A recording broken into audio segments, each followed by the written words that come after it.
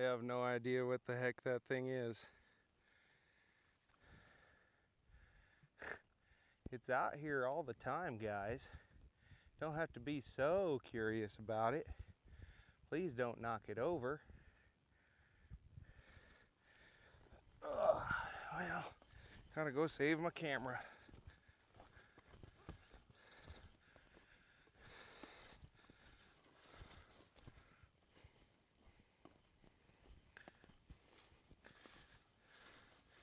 Gotta go, guys. Gotta go. There you go, fellers.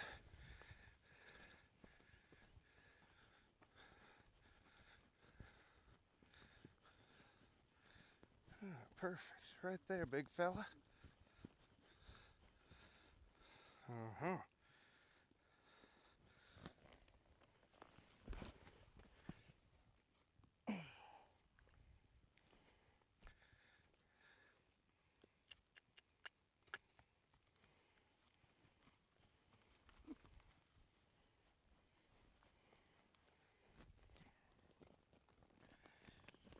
Alrighty, big man. Good. So right there, he decides to walk out. Perfect. So I'll just bend him around and ask him to come back to us. Say, hey fella, I just got on here. Let's head down to this little road over here, Big D. Perfect. We'll bend to a stop. So you see how actually today he's got a little excess forward there. Let's ask you there. Beautiful. So what do we do when we get on our horse and they decide to walk off before us? Or they decide to get worried about stuff? We just bend around and wait for them to come to a stop. And then once they stop, we'll see if their neck is, say, soft on this left side. Good. Nice to check that a couple times. And then we'll check. Look, the moment we bend to the right, there's a little motion left in there. Good. Bend again. No motion. Bend again. There we go. And let's step those hips over.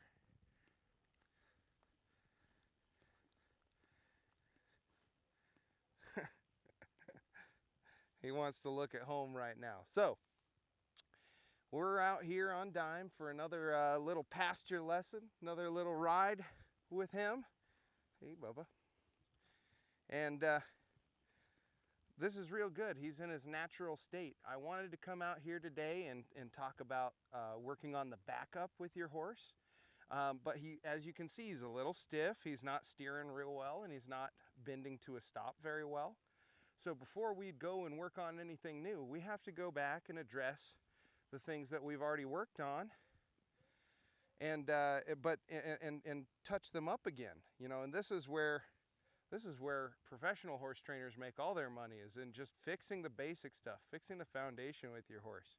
You know, you get to a certain point in proficiency or in skill level, and you know, you're jumping your horse, or you're reining, or you're riding dressage patterns, and when your horse has a basic problem, it's real frustrating to want to go back and fix that again and do it over.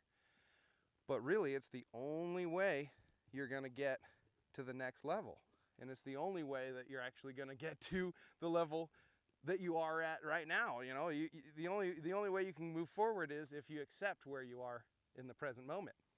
So you see here, I'm just checking on step number 1 as we're talking, making sure that he's cool standing still. And now that he's forgotten about moving around, now he's thinking, well, maybe I'll settle here and have a bite.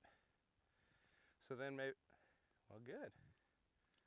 There you go. He brought his attention back to me. The moment I started asking, I was going to say maybe I'll put an ounce of pressure in my reins and ask him to lift his head back up. But he did it the moment I floated my hand. So let's try that again. I'll put an ounce of pressure. This time he forgets a little. So then I'll just add some rhythmic pressure. Say with my flag this time.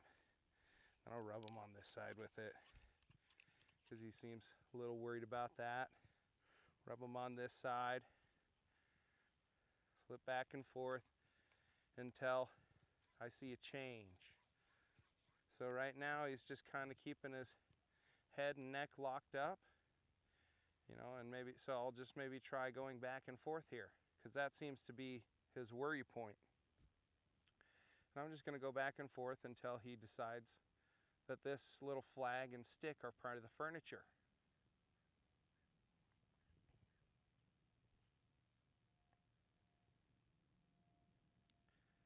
Maybe he'll get tired of holding his head up in the air there. Sometimes, especially with a horse like this, he can be considered cold-blooded. He can be, there we go, there's a lip lick. So I'll release and rub him. Look, he starts to drop his neck. So then we'll come back in again, and then you see you get the reaction. But then immediately he's licking his lips. Now he's going, all right, so what do I do here? I feel him cock his hip. But let's just, and he's blinking, but let's just see if he'll maybe relax that neck down a little bit. Get tired of holding it up there. That'd be a sign that he's totally releasing. Because this guy, there we go, that's a good one too. He just sort of shifted his weight around, relaxed a little more. This guy is an introverted horse, so when he stresses out, he locks up and braces real big and stands still. So the best way to tell when your introvert is finally let that stressy situation go is if they really look like a relaxed horse. You know, they'll stand still, but standing still isn't a relaxed horse, that's just a still horse. Relaxation is when they'll then drop that neck, lick their lips, blink, have a breath out, generally look more relaxed, you know. You know what a chilled out horse looks like. You ever seen a horse on a hot day?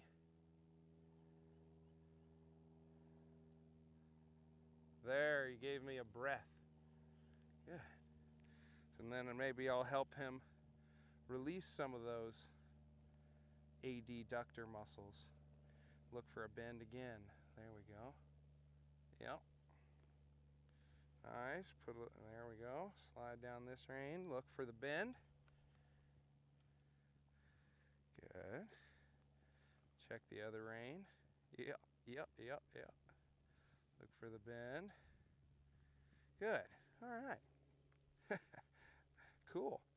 So, I guess before you ever want to ask your horse to back up, you first want to get them soft laterally, soft to the left and the right, and engaging with their hips. So being able to move off of your leg towards the back cinch on either side fairly easily. You want them to be able to yield with little to no resistance before you ever try backing up.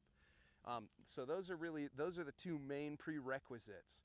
And as well as you want to really get your horse steering well before you, and learning how to relax down and forward before you'd get your horse really backing up well. You can teach them the basic concept of it and get their feet moving backwards, but it doesn't look real good until you've built the forward motion out a little bit. Here we go.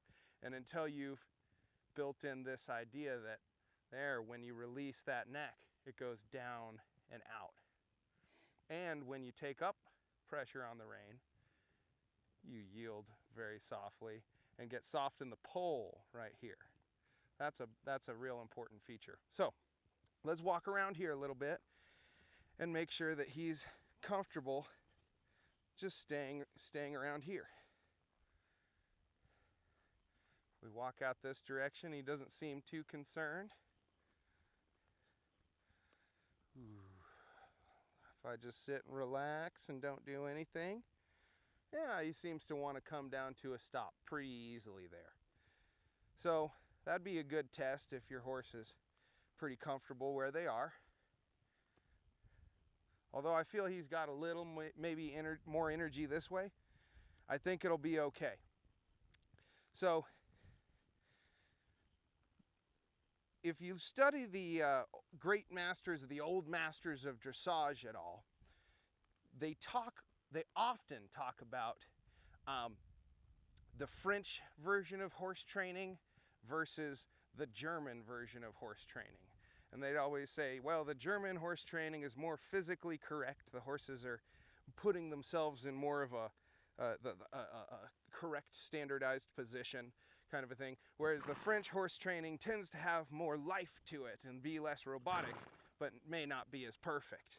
Oh, there's a little relaxation. Good. So then we'll try and bend to a stop and see how long it takes. Not too long. So he's feeling kind of settled. Now would be a better time than when we first got on to try and ask our horse for a backup here. The backup is the first time, or when you're teaching the backup, that should be about the first time you take up pressure on both reins. Because what are we trying to teach the horse to do when we ask them to back up? Well, we take up on both reins, take up pressure on both reins. We're really asking them to turn to the left and the right at the same time, but we're also asking them to get soft and back off our hands. If we teach our horses how to frame up and move forward and sort of collect before we teach them how to back up, let's get his head up here, a little more, there, and then bend.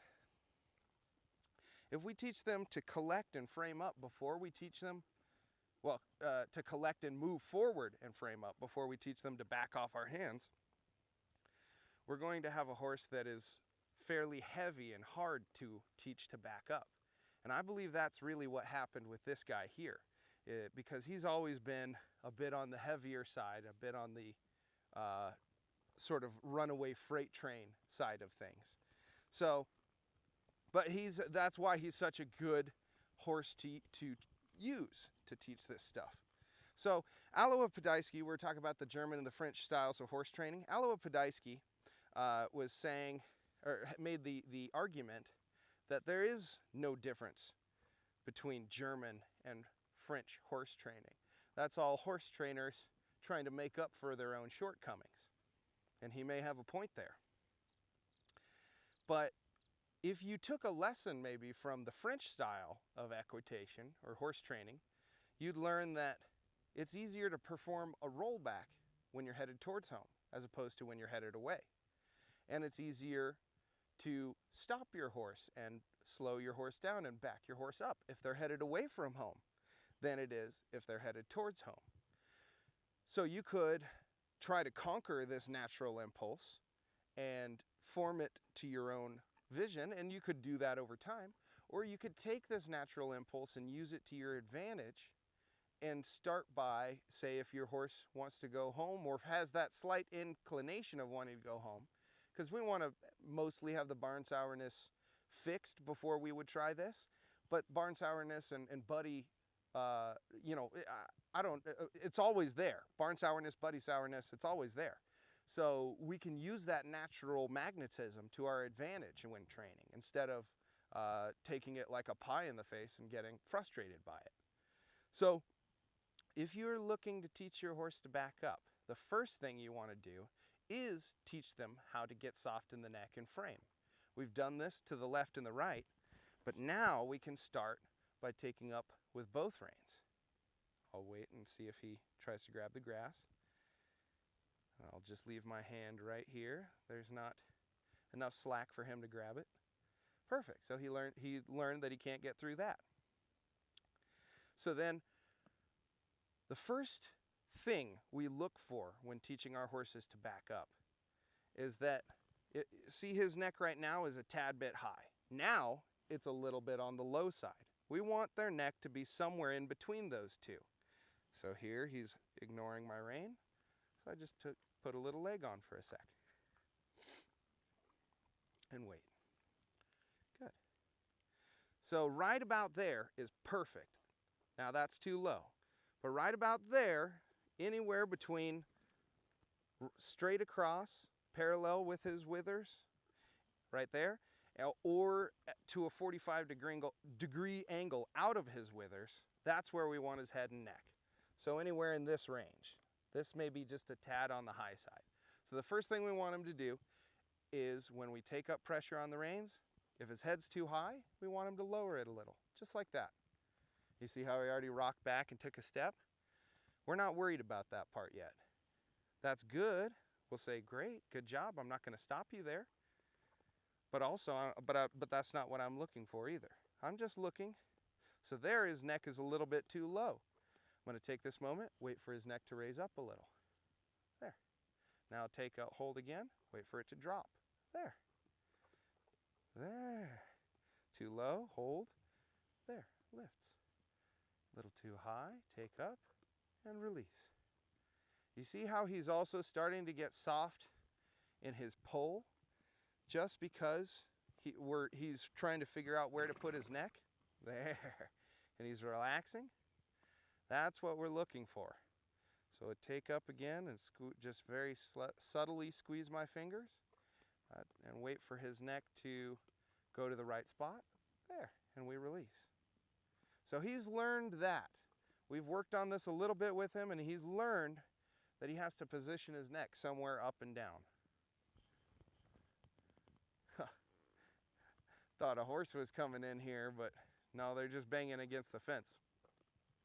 So now, let's look for the next step. When we take up, now we'll look for him to put his head and neck in the right spot, get soft in his pull, and then there, when his weight rocks backwards, we'll release and rub him.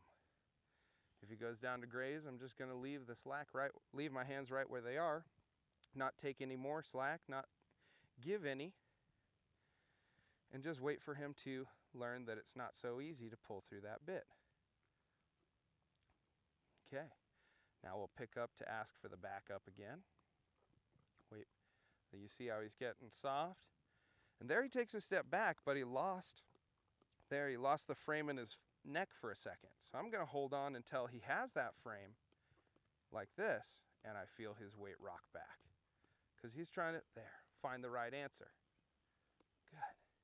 So we want to be as consistent as possible in this stage to help teach our horse what to be feeling for and what to look for. Now, we're not backing him up a lot, and we're giving him a lot of release in between. If you were backing up multiple steps at a time, you may want to walk out forward again before you'd back your horse up for a second time. Kind of like overwinding a pocket watch.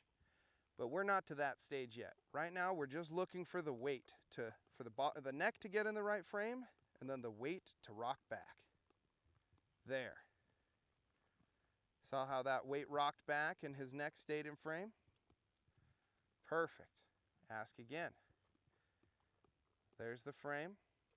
There he loses it a little. Now we'll just wait for the weight. There you go.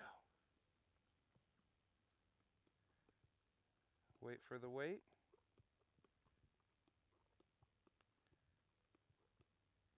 Good. Wait for the weight. Sit nice and quiet. Back on your pockets. Good. Right there. And ideally, you want to be able to release while he's still moving backwards, while your horse is still moving backwards. That way, they finish that step on their own. Perfect. A lot of horses, they'll want to, after they take a step back, they want to shoot their nose down and graze. So you see, when I release, my hands are staying on the same point on the reins. That way they're not quite long enough that he can reach down and touch the ground. But the reason that we're doing this, we're teaching this backup out here in pasture with Dime, is because it's a lot more of an enriched environment out here. It's a lot more interesting, a lot more stuff for your horse to look at. And you don't really need turf, or you don't really need footing to teach the backup at this stage. So it's better to find a nice quiet place, point their nose away from some place that they want to be, and have that natural momentum kind of help them back. So I'm going to look for him to get soft and rock back through his shoulders. There we go. One more time. Good. And then we'll go ahead and walk out with him. Let him kind of shake things off there.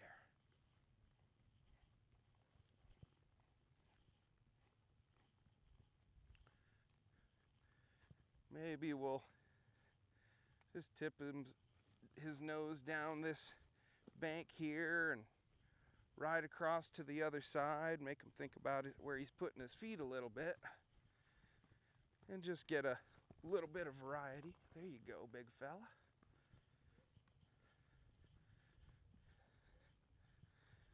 And then you could find another good spot to slip down a rein, wait for that neck to get soft. There we go. Wait for the feet to settle, and then check what happens when you take up on both reins. See if the head and the neck go to the right spot. There it is. And then we'll just, since that came quickly, we'll just wait for that weight to rock back. And whatever point takes him more time to figure out, that's where you give him the reward.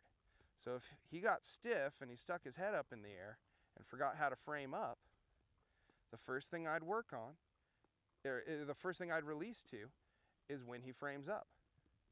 Since he framed up well, but didn't rock back very easily, that's the thing I'm going to release to. If he framed up and rocked back, then I'd maybe wait for him to take 2 steps. We'll tip his nose this way, walk him out again. He's feeling that goodness. So after you can get that weight to rock back, and after you can get, there you go, big fella. Don't stumble that much. There you go. After you can get him kind of thinking about rocking back and staying soft in his pull, let's keep walking, then you can start to try and build that back up from forward motion. What do I mean by that? Well, we'll come back along in front of our closer camera again here and say, while he's walking forwards, for instance, you can pick up on both reins just like you wanted to back up. Wait for all that, see how this momentum's still moving forward? This is where that brace can really come. There we go, we wait for the softness and wait for the weight to rock back. So that's where that brace can really come in if you don't teach your horse to get soft in their neck before you try and back them up, especially from forward motion. And that's why we don't want to try and stop our horses with both reins before they've really built this back up into their minds well. Good. Good. So there he was taking 1 step, so I'll wait for 2 now. There. Good. Maybe we'll see if we can get 3. 2, 3. Good. And then we'll see if we can get 3 again. 1, 2, 3. There we go. That might have been even 4. There, and that was a little natural step back. Good. Let's walk him out again, and we'll see if we can ask him to stop and back up again. Take the slack out of the reins. See where that stiffness comes in? And just sit, hands, no legs. Sit back in your stopping position and wait for the weight to rock back. Good. And I'll just block him from trying to get down to the grass there. There you go. Another thing is you don't want to get your horse too accustomed to walking straight out of a backup. So for instance, if you were going to practice this in a big succession or consecutively, you wanted to practice this quite a bit, you don't want to rein your horse back and then walk straight out again. Because what will happen after a while is the moment you drop your reins, your horse will walk forward and they'll get into the habit of being on the muscle. That's actually how you train a racehorse to go faster, is by the whole time you're in the race, you're holding back, holding back, holding back with both reins, and then right when you get to the last stretch, you toss them all the slack and they drive forward. It's almost like you're helping them hold a box of books up by their fingertips, and then all of a sudden you drop your arms away and let them tumble forward so they run faster. There he walked out naturally on his own. So since we're practicing this backup now, let's just see how long it takes for him to get soft and then rock the weight back. There we go. So this would be a good opportunity if your horse had a little forward energy now to practice practice those rein backs, especially if they walk out on their own. This would be a time where you could, instead of trying the bend to a stop, you could try the backup. Now, if they got real stiff and just kept walking through your hands, bend them around and let that energy go away, because that's the whole point of the bend to a stop, is to keep your horse soft as they slow their feet down. The only way you can get your horse to soften as they slow their feet down and you're pulling on both reins is if they already know how on either side. So let's walk out one more time here, then check our backup. Good. Yeah, very nice. So like I said, you don't want to keep walking out forward the same direction. So now we'll tip his nose and ask him to turn, say 180, 90 degrees, whatever sounds good to you. Let him walk out a little bit. Now this direction's towards home, so he's going to have a little more trouble. But since we practiced it going away from home first, hopefully, we've built a better response. You see there, his neck was a little bit high, so I just waited for that neck to drop. I released and then I picked up again, there. And let's see, one more time. There. See how that's getting better every time, getting softer. And I'm not having to yank on him. I'm not trying to pull his neck down in any way. So let's walk out. And then we'll lift up on those reins, close our fingers. That neck got very soft very quickly. And the weight is slow to rock back. So I waited for a couple extra strides than I probably should have. The better way to do that, the more I think about it, is wait for that weight to rock back and ask it for, say if you wanted 4 steps, ask for 4 individual steps. There we go. And then start trying to string those together, saying, hey, the only time I'm pulling on you is when I don't feel that weight rocking back and when I feel you distracted. There, his neck's a little high, I'm gonna hang on. Yeah, keeps dropping it down, that's pretty nice. After you back up a couple times, come back in and check if you're laterally soft. There we go, there's a little forward stored up in there. But that works out just fine for us. He turned off to the side, so we'll walk out forward. Spread our hands down the reins. Close those fingers. There's the softness, but still runaway freight train forward. And we'll hang on until we feel that weight rock back. There we go. Saw how he stalled out there, trying to give without rocking backwards. There we go. That's what a lot of horses tend to do that. And they you know, that's not necessarily a bad thing by any means, but if you can't get your horse to back up, then it could be a little frustrating, because your horse is trying to do the right thing. He's just trying out different options and seeing what works and what doesn't. So let's ride off, make a curve.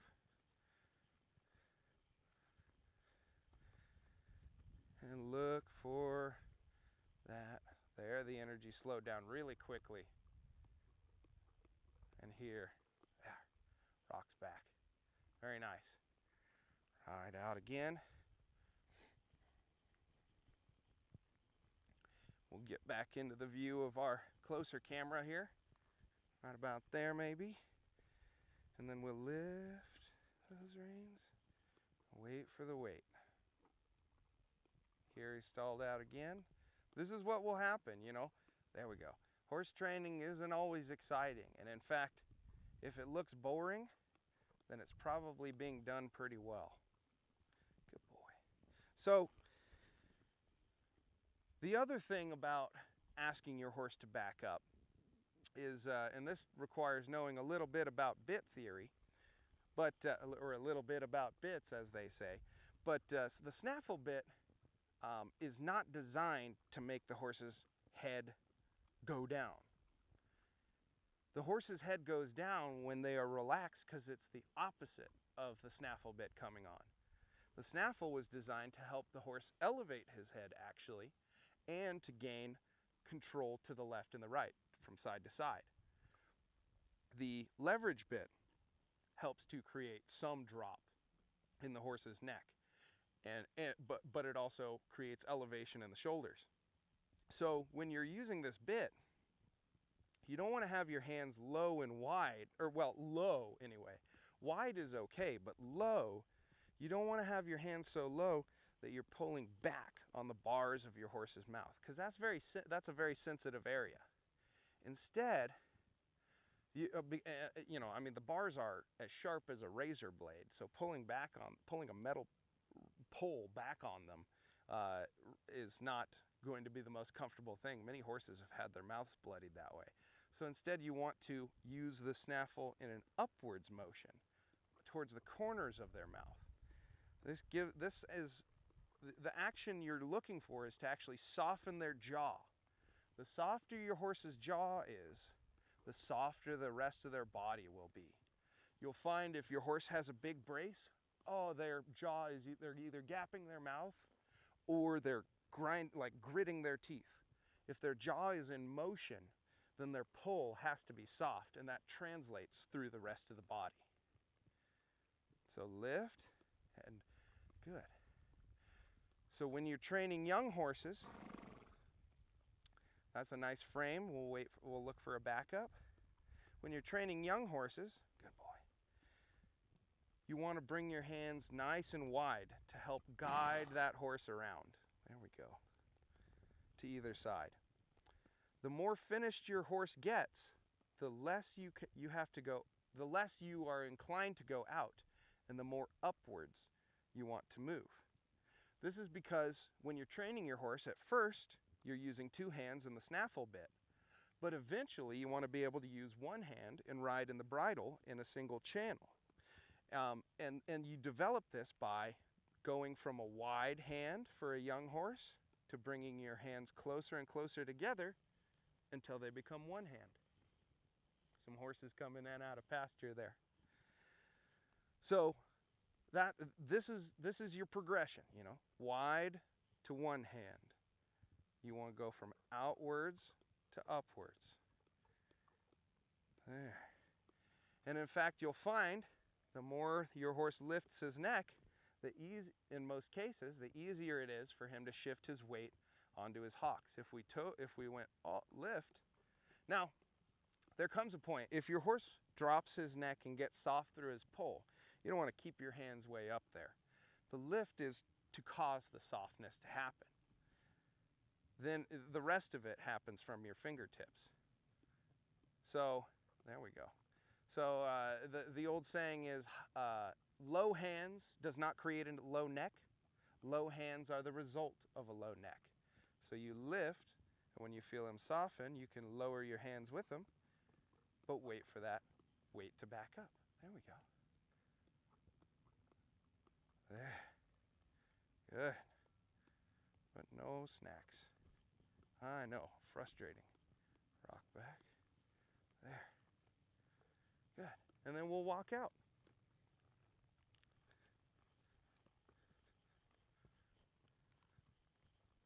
Let's try our back up here one more time from the walk. Lift a little more, lift a little more, lift, and then relax the hands back down with him. There. So then the progression becomes pretty obvious after that. Once you can get a very nice soften and back up from the walk, then you try it from the trot. They saw that thing, didn't they? Once you can get it from the trot, that back, so here he got stiff, I'll wait for the weight. Here you got stiff again. And then we wait for, and then you try it from the canter. Hey Bubba, that's my camera.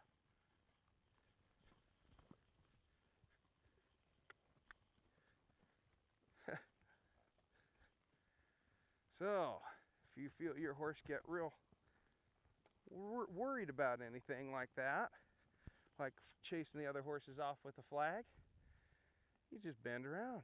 Good. Well, I guess that's it for the close-up camera today. Try the bend here. Good. This is a nice little opportunity. I thought we're almost done here. Thought we were done. But let's settle that energy out. Check our walk. There it is. And then see how that backup is one more time. Wait, because there's all that stiffness, right? So you wait for that stiffness to go away, and that weight to rock back. Good boy. And you saw every time he took a step there, I released. You could even start asking for the individual feet, you know. You could say, hey, let's ask for a right foot and a left foot and a right foot. There it is, and a left foot. There you go. But he's not quite there yet. There you go, Big Bubba. So after your horse does a real good job for you, let's get one more clean back up here. We'll turn him off slightly. Sit up tall. Wait for our stop and back up. There it is. After he gives us a nice soften and back up there, he kind of lets his energy back down. Let that be the last thing he thinks about for the day. You can loosen the cinch a little bit. Let him have some grass now. Let him chill out and go back home. But as you're developing this backup, and if it's the next thing you're working on, we want to make a big deal out of the successes and a big deal out of the good things. So think about that a little bit.